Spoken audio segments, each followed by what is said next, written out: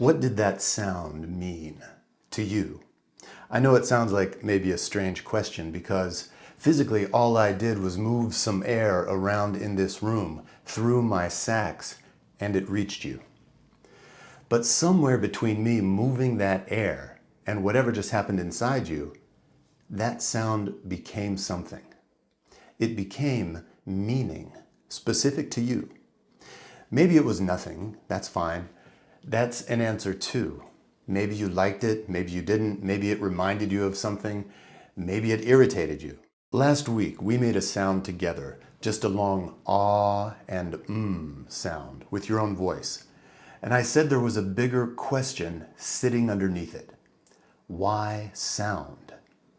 Why can something you hear or some sound that you make change what you feel in your body before you've decided anything with your conscious mind? I've been working on that question for about 30 years and I still find it fascinating. So let me show you the part that's physical. It's quick, and then I'll show you where it stops being physical and starts to transform into something else inside you, into meaning, emotion, your feelings, your decisions, your behaviors. And in sound and music, you can find a resource that can help you in every area of life. It has for me. So out here, sound isn't a thing. It's a change in air pressure. Air getting slightly denser, thinner, faster, spreading outward. And your ear is built to catch that. This part of your outer ear funnels it down into your eardrum, and your eardrum moves. It physically moves. And on the other side of it, there's liquid, and there's these 3 bones, the smallest bones in your body, called ossicles.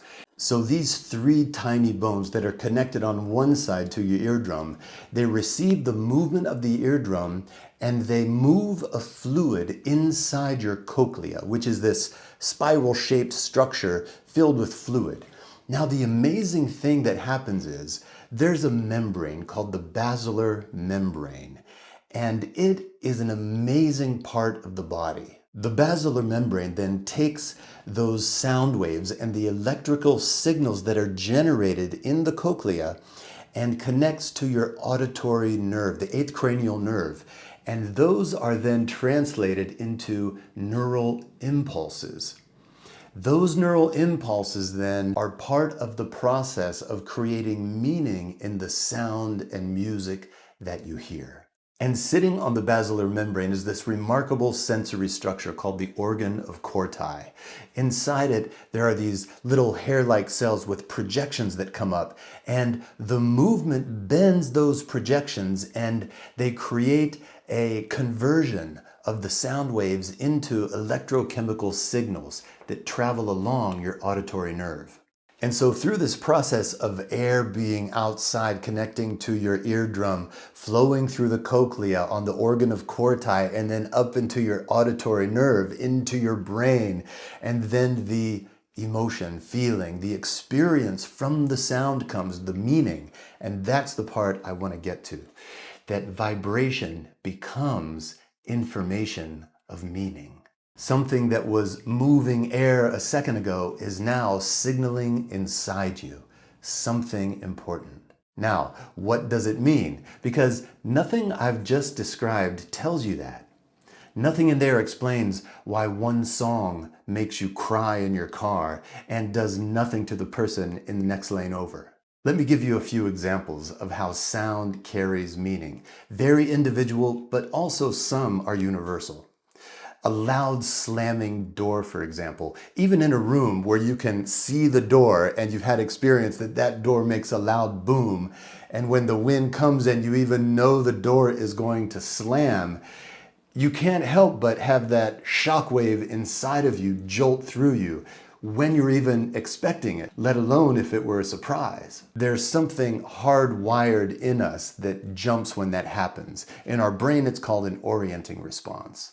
Another example, if you've ever walked down a dark alleyway before that you've never been before, and then you hear footsteps speeding up behind you, immediately those sounds signal something within you. Think about your phone's ringtone. That sound alone carries different meanings at different times, depending on whether or not you're waiting for an important call, and more importantly, the meaning you associate with that call. It might be something you can't wait to hear, or something you'd rather avoid. Now, there's nothing necessarily inherent in your ringtone, probably, but it's the meaning associated with it that gives you that response. There's other kind of universal meanings, like the human scream, because of its sound profile and the dissonance that it carries within it. A baby's cry is another one that gives us a common human response. And the last one, think of yourself in a crowded room where you can't really hear all the different conversations going on around you, but in one instant, if someone calls your name, acoustically it cuts through because there's a familiarity, there's a frequency in there that speaks to you. Your hearing didn't improve for a minute just to hear your name. There was an association with your name that your brain automatically picked out of that crowded, noisy room. And a similar thing can be said in your own experience, no doubt, when the one you love most speaks to you, especially speaks to you in a tone that is comforting, compassionate, full of love and desire. And of course, the opposite is also true. When a harsh sound comes from someone you love, that can create a striking response within you. And consider for a moment how history changes what a present sound means. If you grew up in a home where there was screaming and yelling, and then 30 years later in life, when you hear a loud, screaming voice, that can recall all of those emotions and feelings in one instant. Sounds from your childhood, whether songs, sounds of nature, being in the embrace of someone that loves you, and their voice can calm you down, give you peace, make you feel grounded and settled. And that brings us to the heart of the matter. Sound carries meaning, and music carries meaning. That's the thing we're actually dealing with. And here's the part that doesn't move. That meaning is individual. I can deliver essentially the same acoustic signal, sounds and music to 100 different people. And each one of those 100 people will have a unique experience. For one person, it's something totally new and refreshing. For another person, it brings up memories, feelings, and experiences from years gone by. For one person, it can bring up feelings of love and passion in a beautiful relationship. And for someone else, it can recall memories and feelings of a relationship that ended badly. Someone finds it beautiful, another person finds it boring. Someone feels nothing at all. And that's real too. It's very individual. When I play for 100 people, I'm not just playing to their ears. I'm playing to 100 lives. And notice, you can measure what's in the air, how fast it's moving, the frequency, the pitch, the amplitude, the colors, but you won't find your personal meaning out there in the air. That comes from within you. And some of what you bring to the sound, the music, you didn't choose. Let's try a different instrument.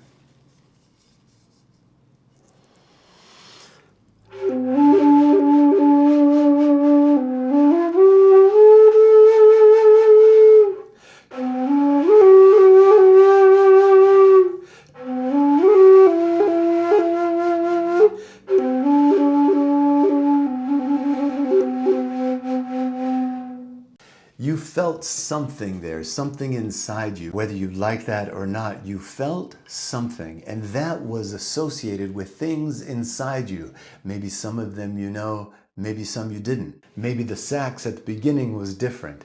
It's all because of the years and experience we have with sound, what you feel, the meaning that comes from within. And this brings me to the point I want to leave you with today that we'll explore more in future episodes.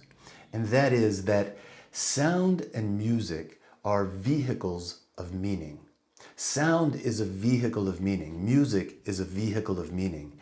And you have a role to play in the meaning that it carries. In other words, you can assign a specific meaning to sound and music. And that meaning that's carried through this amazing process, through your eardrum, into your cochlea, into the basilar membrane, up to your auditory nerve, into your brain, through your entire body, through your neurology, you have a role to play in the meaning that it carries. Now, that's not to say that you can assign any meaning to any sound, no. But there are specific categories of sound in music. Your own voice, familiar music, unfamiliar music, sounds of nature, silent music within you. So this week, pay attention to the sounds and music in your life and the associations of meaning that you have with them. Notice how you feel when you listen. Notice how that feeling stays with you and how it influences your thinking, your feeling, your decisions, your behavior. Then as you pay attention to those feelings inside you, choose a piece that you love that feeling. Choose a piece of music and repeat it with that same intention of increasing that association, that meaning within you. Do that enough times and it starts to generate more of that reality inside you and in your outside life. That's one small real thing you can do this week. One sound, one piece of music. Notice what it means to you and what happens to you when you hear it. You don't have to explain the connection, just notice it. And then choose a sound, a piece of music that you want more of that feeling in your life. Because sound doesn't meet your nervous system in isolation. It meets your life. And once you start to notice and choose on purpose the sounds and music that you consume and live with daily, a whole other world starts to open up. Not just what you listen to, but what you're doing while you listen. That's a bigger conversation and we'll get into it. If you want to take this experience further, I created a free 3-minute audio for you. You can get it underneath this video. It's the Calm and Clarity Reset. Use headphones if you got them. Feet on the floor. You can close your eyes. 3 minutes. Stop forcing. Start tuning. I'll see you next week.